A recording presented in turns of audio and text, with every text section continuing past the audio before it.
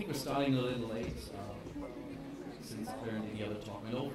So I'm here today to talk about how UI is going to look like in Web 3.0 and how you can use web components in Polymer. So this talk is kind of twofold. First I'm going to talk about Polymer and web components in general, and then I'm actually going to show you some code samples, some live coding that actually shows you how you can use it in Web. My name is Daniel. I'm an engineer at Google. If you want to get more information about these kinds of topics, there's my Google Plus account or my Twitter account. You might want to follow me. As an engineer at Google, I work on the GWT team, so my daily job is making GWT better for developers at Google and, of course, the open source community. And inside of the open source community, I'm somewhat known for a mobile framework called mGWT, which lets you write mobile applications directly in GWT. And as I said before, this talk is about how do web components and GWT interact. So what can you do with it? If you want to get more information on web components, there's an excellent talk from my colleague at Google, Eric Bielman from Google I/O. I encourage you to look it up on YouTube and watch it. It's totally worth your time. The GWT developers in the room, all the stuff I'm presenting, please keep in mind this is not yet finalized. We're still thinking about this. Web components and getting this stuff right in the compiler is very important, so we want to get it right. So we're still iterating on it. So if I present something today, and if we ship this, I don't know, in a half year from now, don't expect everything to be just the same. Let's get started. Let's actually get started with the GWT documentation. It says something like, widgets allow you to create high-level components out of DOM elements and tie them together in a widget hierarchy. This is very difficult to do in a coherent way with DOM elements because you cannot create new DOM elements. The central sentence in here is you cannot create new DOM elements. And that sentence is not true anymore. With web components you can. You can create new DOM elements. So truly, the need for widgets somewhat went away. Because one of the needs for widgets was memory leaks in old browsers. You might still remember this. The olden days where you write a web application, suddenly there was 100 megabytes, 200 megabytes of RAM just disappearing. Well, if you look at browsers today, the web has actually accelerated a lot. And it's moving at a really fast pace. And people don't care about IE6, 7, 8 anymore. They're caring about modern browsers. Just one thing I read up the other day is there's actually more people with a disability who need proper accessibility in your web applications than there's users on IE8. But if you choose to support IE8, you can't just support the people that need the accessibility. And I think we as developers, frankly, should do better. We should support people that really need it. So all of this stuff I'm talking about applies to the so-called evergreen browsers. So what do I mean with evergreen browsers? Well, evergreen browsers are based on standards. So they're not implementing something, they're implementing a common standard. So you can write the same code for any of these browsers. Also, they are auto-updated. This means that while we go along, these browsers actually get magically better overnight. And they are also immensely powerful. So they can run really, really big applications. And this platform has decided to actually support widgets as a first-class component. They're not calling it widgets, they're calling it web components. If you think back into the olden days of HTML4, it was kind of problematic with getting anything together. You needed to have your DOM, your CSS, and JavaScript just right. And it was about to fix that. HTML5 focused on adding more APIs to the browser first. You suddenly could access the microphone right from the browser, or your gamepad, or you could write 3D games in the browser. But it failed on one key element, and that key element is actually developer productivity. Because to be productive in the browser, while you're writing UI, you need certain kinds of APIs that are there. If you think about it, they're there in every other platform, they were missing in the web. And that's exactly what web components are all about. So adding templates, so you can easily define your view and get values in there. Encapsulations, you'll be able to say, I have this component, and other people should be able to reuse it, and you don't see all the nasty implementation details. That's Shadow DOM. Or if we talk about data binding, automatically updating your view once you change an object in JavaScript. So in web components itself is not a spec. There's no web components spec out there. if people talk about web components, they're actually talking about these 4 specs. So there's a spec for templating, there's a spec for custom elements, there's a spec for shadow DOM, and there's a spec for HTML imports. And if a browser implements all 4 of them, it supports web components, because that's all you need to do web components. First thing you want to know is, can I actually use this? Or are we components? Well, the spec is completely ready, so it's something that people should implement.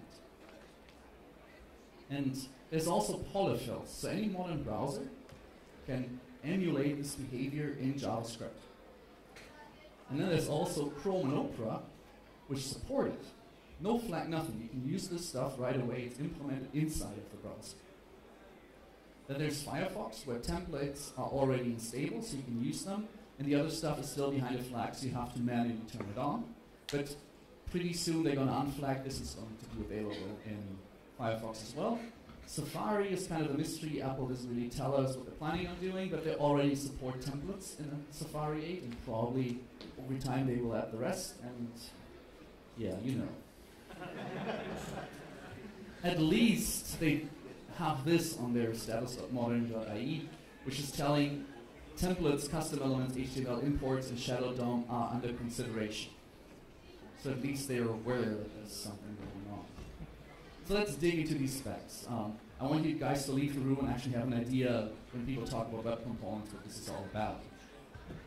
And this is when I open up DevTools. This is mostly what I see when I help someone debug their applications. And people call this the div soup. There's literally no way of making any meaning out of that. The only person who actually knows what this is the person who coded it up in the first place. And sometimes these people even get confused. There's no way of encapsulating that stuff. There's no common structure to say, well, anybody want to have a guess which application that actually is? It's an application you probably all have seen before.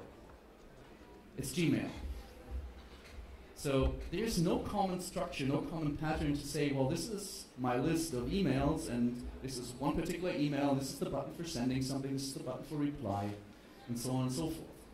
This means that all the UI frameworks we have on the web have different APIs. They have a different notion of what a widget is. We had an idea what a widget is, and jQuery somewhat had ideas of how you update the DOM, or let's say XJS had an idea of what a widget is supposed to be. The problem is you could mix them, because they all had different ideas. Because now we can overload HTML, we can write something like this. Paper-tab selected attribute equals 1, and we can say the first paper tab gets the text tab 1. You already know what this is supposed to do. This is a tab element where we're having different tabs in there. So this stuff is completely readable, it's declarative, it's straightforward what this is doing. It's meaningful HTML. This is exactly what HTML was meant to do in the first place. The problem is HTML hasn't kept up with what the web was actually doing. We were kind of abusing divs and rendering them differently with CSS instead of using HTML to express what we want to do. And because we can do this, there's a clear way now to extend HTML. I can just introduce my own tags. And because I can do this, it's very straightforward on how I can change the selection of this widget. I can just say element.selected equals 2, and this will change the selection of the tabs. There's no need to publishing a separate API for this. Let's say you want to do this. You want to define a component like this. How do you do this in a plain vanilla environment? Well, you just say document register element and pass it in a string. The only thing about that string is it has to have a dash in there, so it can't be div. So it would be trying to override the elements that are already there in the browser. So you could be doing something like my dash button. Works fine. If you want to do the same thing in Polymer, all you need to do is declare a Polymer element with a name, and Polymer does the magic for you and covers. And if you want to use that element later, you can just write it into HTML, or you can just document create it, like you would document create a div.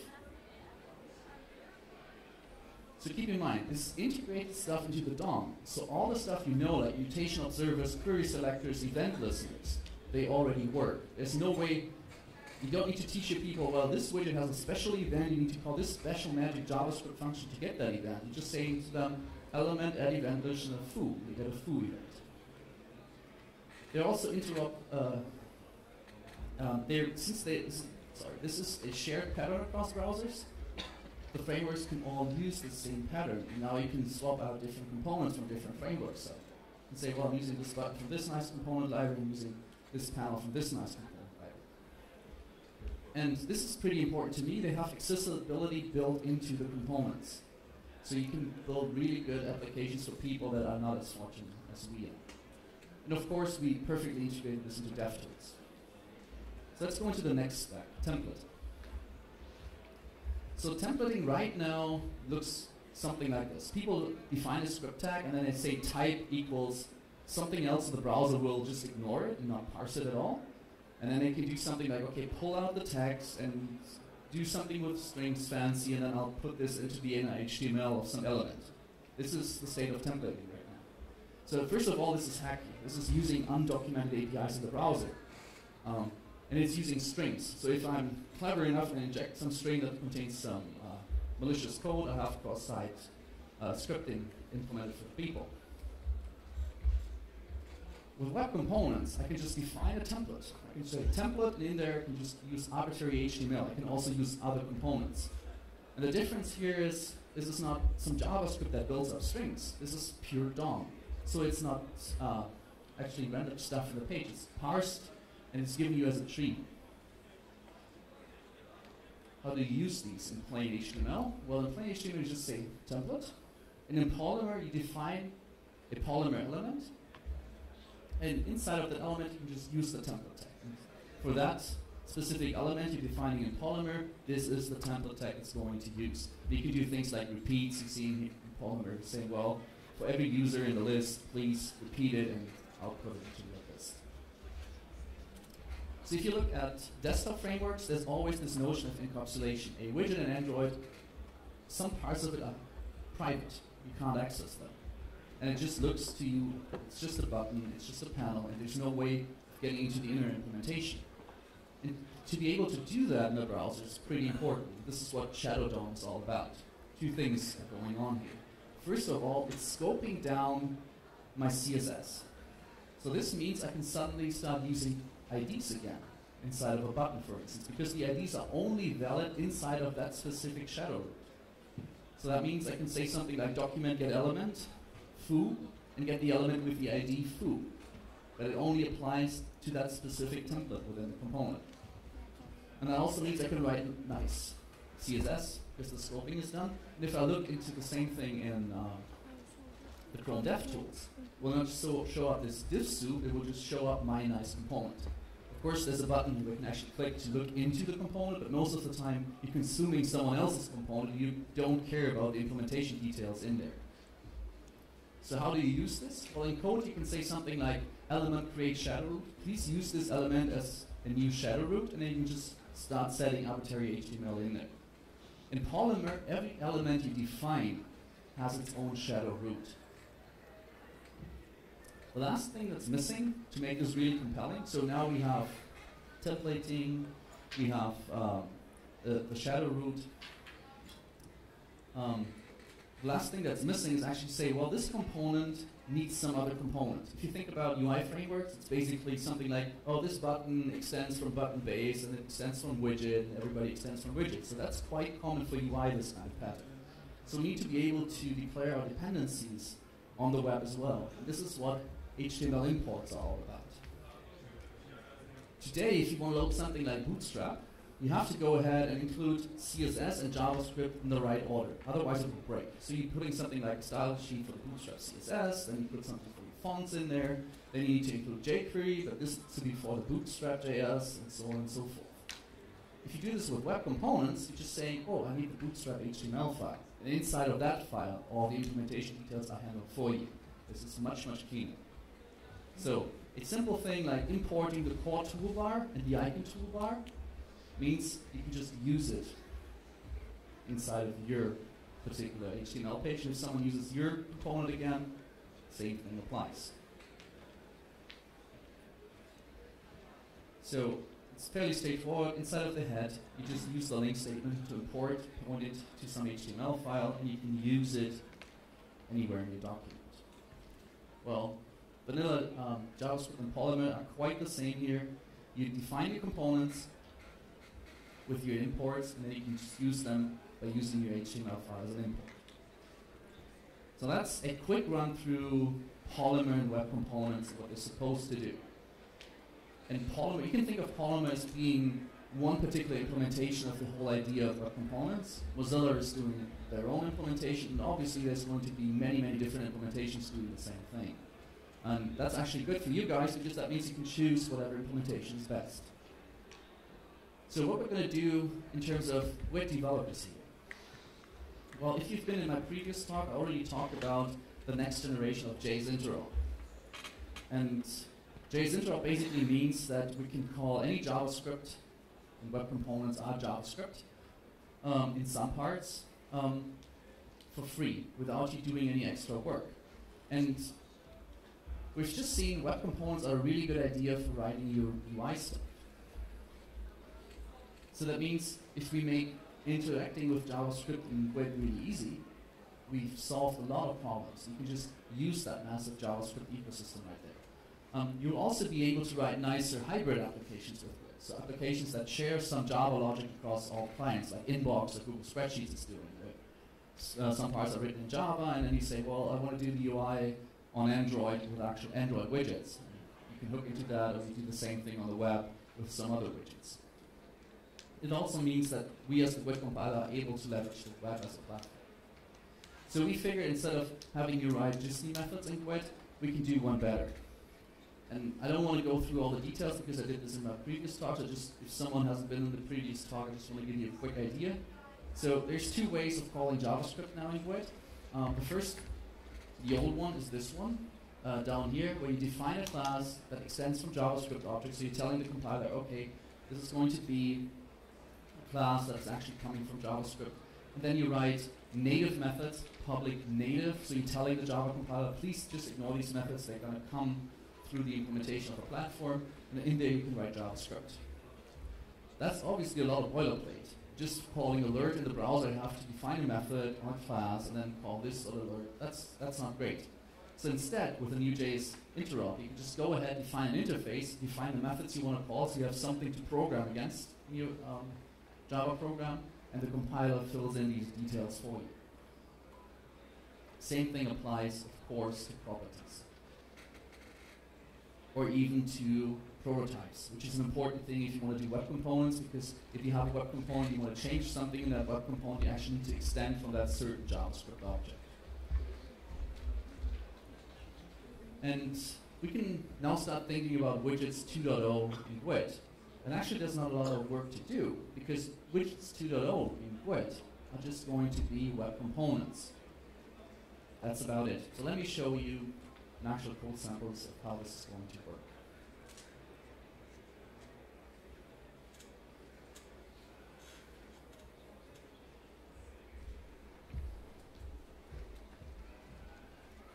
So here I have a simple GWT entry point which has nothing in it. And so in that entry point, we just want to go ahead, have an HTML file which imports the paper toggle button. Just a normal way you would do it in Polymer, but I want to be able to write my code in Java because I do like Java. So what I need to do is, first thing I need to get a handle to the document because I want to create that component somehow. So let's not reuse any of the GWT APIs. I just want to show you how easy it is to consume any JavaScript. So all I'm going to do is I'm just going to define an interface here. I'm going to call that interface document. So now I need to tell the compiler that this interface is somewhat special and is actually a JavaScript object. I do that by slapping on the annotation. And in that version of the compiler, it's still named @JSInterface. Today it's actually @JSType. Don't mind that difference. So and now I can just write something like I want to get an instance of this. So I say document equals gwt.gisney. Give me the document. So now I have a reference to that particular document.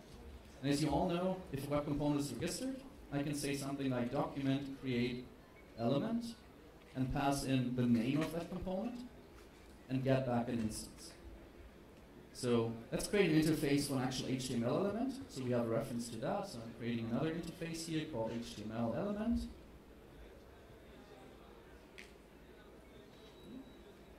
Need to slap the annotation on here. Now I can say something, okay, I have a method on document, where I can say document create element, and I want to have the paper toggle button. And this is going to return an HTML element. Call that button.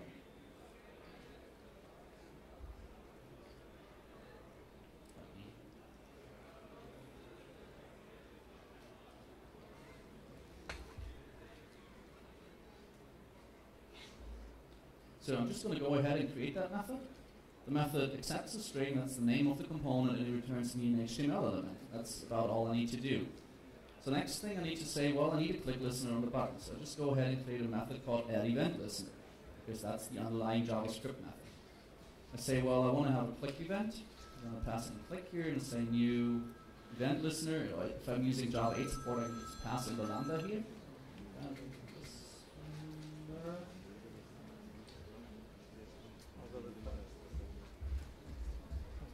So I just go ahead and create that method as well. You can see it accepts the event name and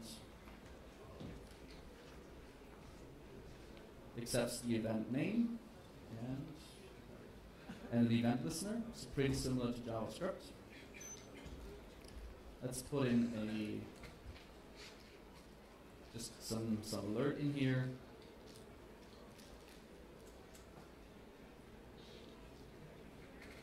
So next thing I need to do now, I went ahead and got a reference to the document, I created a button, I added a listener to the button. So next thing I need to do is I need to attach that button to the document. So first of all, I need to get a reference to the document. I'm just going to do this by saying HTML element, sorry, not the document, the body. I want to get a reference to the body. I can easily do this by just calling widget.jisme with document.body.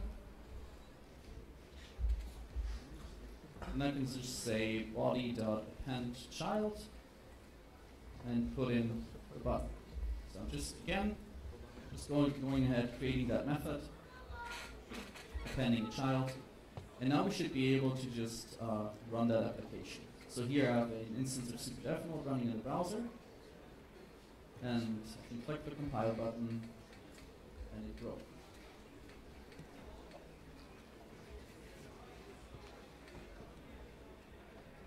So let's see what actually broke here.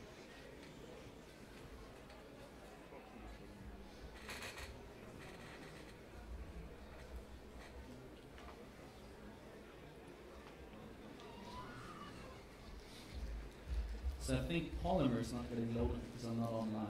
Let me quickly check why I'm not online.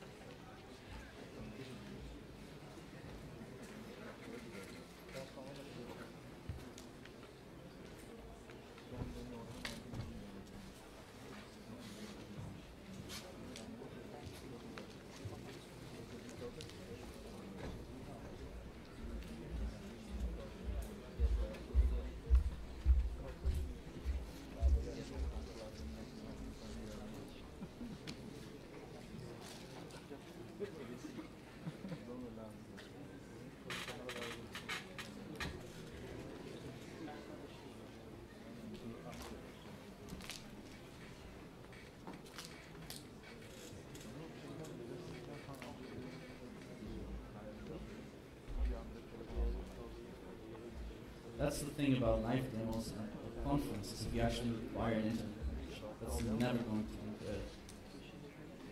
The problem is I actually don't have to call them locally. Let me see if I can quickly fix it. Otherwise, I actually have videos, which is not as nice, but at least you get the idea. So let me try one more time.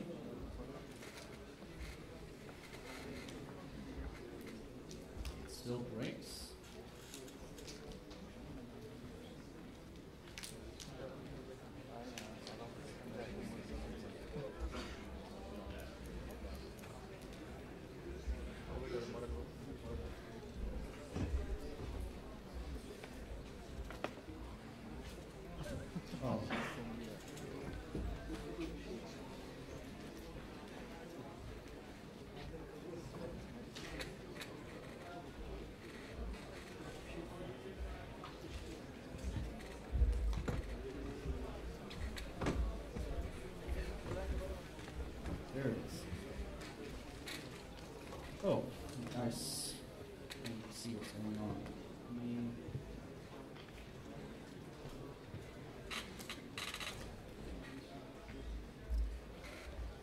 Sorry about that.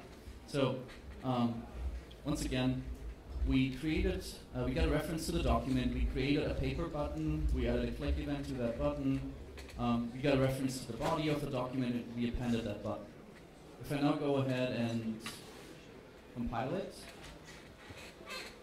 you can see there's the button in action and there's my event coming up. Okay, that's nice. So close these up. So this is the paper button in action.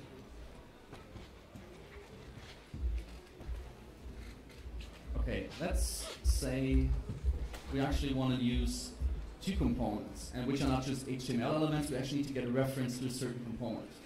Let's actually change this program a little to do that. So what I want to do is I want to actually go ahead and use a certain feature of Google Map. Hopefully my internet connection isn't great. So what we do is we remove all the code we just wrote. I think we can keep this line, make this reference to the document.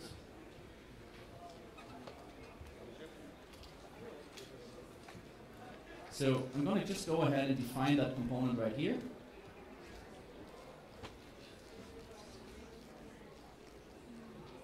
So all I'm saying, there's a Google Map out there which has a property for setting the center marker and getting if it's set or not. This is this pointy thing that's coming down on the map. So what I want to do is now I want to use the map. So same thing, I just go ahead and say document create element. And in this case, I'm using the element, the document that's actually provided by GWT, so I don't need to write all the Java interfaces from scratch. I'm saying document create element, and conveniently we call it Google Maps Google-Map, because that's what you would expect. So now I got a reference again to an HTML element, but I know that this is actually a Google Map, so I can just use the Google Maps interface for it. Then we can go ahead and, for instance, set an attribute with a couple of styles in there. So I can say something like style, this should be display block, position, relative, and we want to give it some height. I don't have a lot of screen height. Let's just give it like 300 pixels.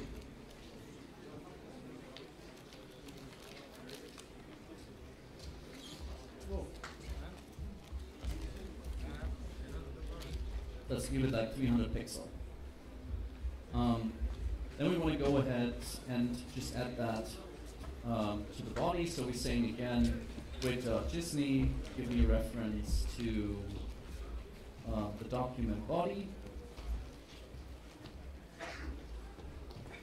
And then we can say we have an HTML element.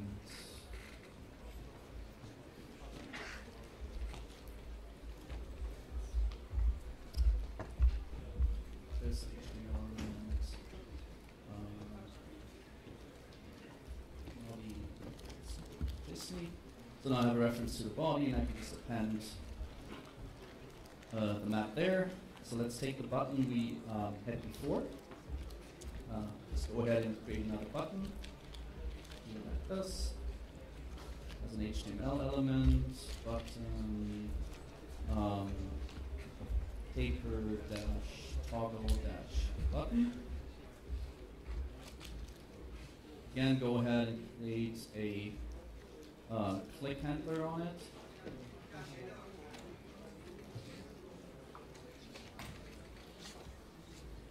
So in this click handler, the only thing I want to do is I want to change the center marker of the map, turn it on and off. So I'm just saying map.set center marker equals map.get center marker. So last thing I need to do is I need to append that button to the body as well. So now if I run this, again, I'm walking through this. We get the document. We create the first web component, add a little bit of style here. We get a reference to the body and add this to the body. Then we create the second component and add this to the body as well. And we're interacting with an event list on the first component to change the second component. So if I go ahead and compile this, it compiles down to Google Maps. It's probably going to take a while loading here just because my internet connection is really slow. If I change the button now here, you can say the center marker going on and off in the map. So this is how you combine multiple web components in web code. You just have references, an interface, you can add event listeners and interact with that. So the last question is, if I can do all this stuff, this is already enough to actually write decent applications.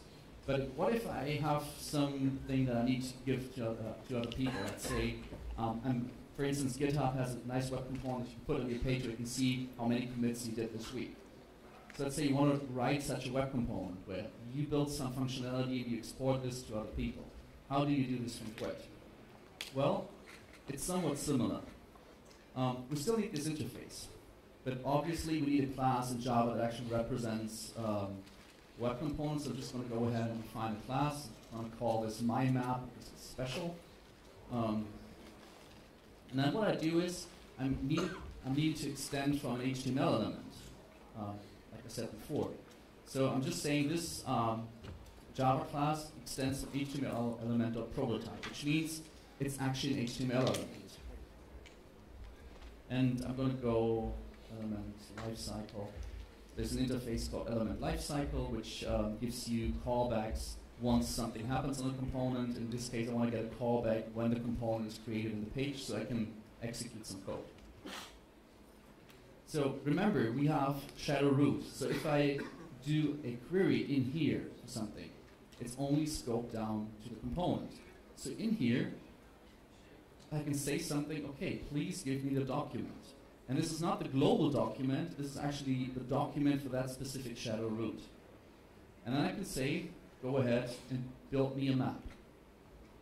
I'm going to actually copy over that code. That doesn't actually change at all. Just copy over, create me a map, set some style on it. I don't need a reference to the body in here, because I can just say append this to super, so the HTML element I've just built up. And I can do the same thing for the button. Let's copy this over and change the body to super.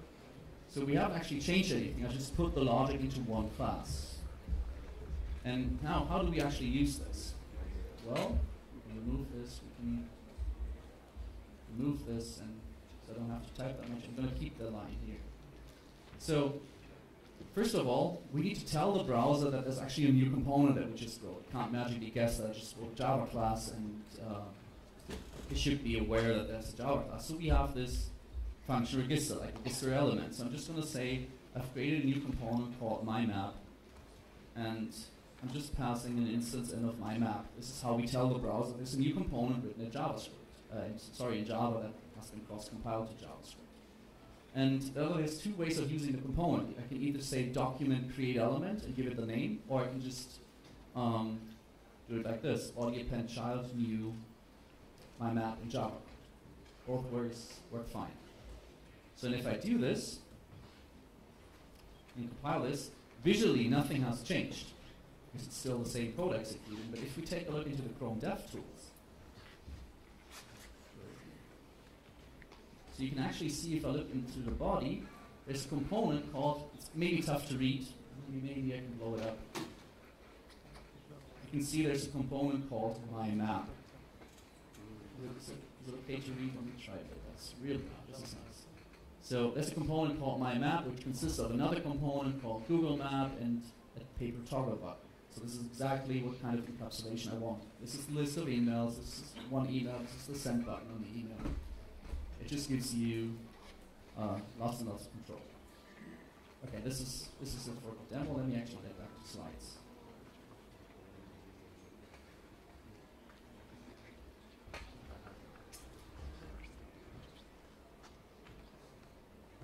By the way, how are we doing on time? 5 minutes, great. That should fit the bill just fine.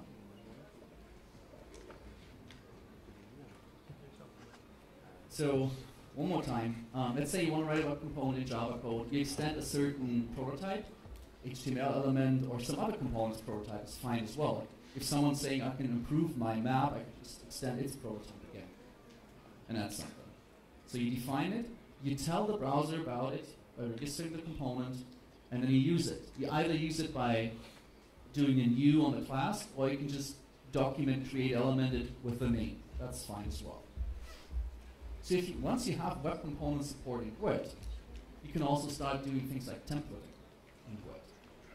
So going ahead and binding DOM elements, as you can see down here, against template elements that are defined in the browser, and automatically updating between the two. Or you could even be thinking about inline templates just in a Java annotation, where you don't need to have an extra file where this whole thing is defined. And since we do know about these programs, we can actually implement an efficient two-way data binding, where you go ahead and just define a couple of variables in your class down here, say string time, int rotate seconds, and up there you can just use the values with a double mustache and refill in the blanks for you. So what are the next steps for this? So first of all, we need good pilot support for JS interop, and this is somewhat on the way, and we're actively working on this, and we actually got this, we probably will be half this work done in 1 or 2 months. The other thing we need is an Elemental 2.0, which basically means all the basic interfaces you could think of for, let's say, a select element, a div, and so on and so forth. So you don't need to code up your own. So we're not just going to be able to provide them. Elemental 1.0 in GWT was an API that we auto-generated. I don't know if you're aware, but there's something called IDL files, which the browser vendors uses to tell the JavaScript VM about all the APIs the actual layout engine has. We're just using these IDL files, we parse them automatically and generating Java interfaces from them. So it's a very automatic process. This is what Elemental 2.0 will be, just an auto-generated API for every browser. On top of that, we're going to build the next generation templating framework to actually reduce boilerplate that you have to write in Java. And we need to come up with a good way of integrating this with all GWT widgets. Let's say you have a heavy investment in GWT and lots of GWT widgets. You want to be able to run these two approaches side by side so you have some time to actually migrate over into the new world. And with that, I want to say thank you, and I'm happy to take any questions. Just having a tough time seeing anybody. Any questions? Well, thank you.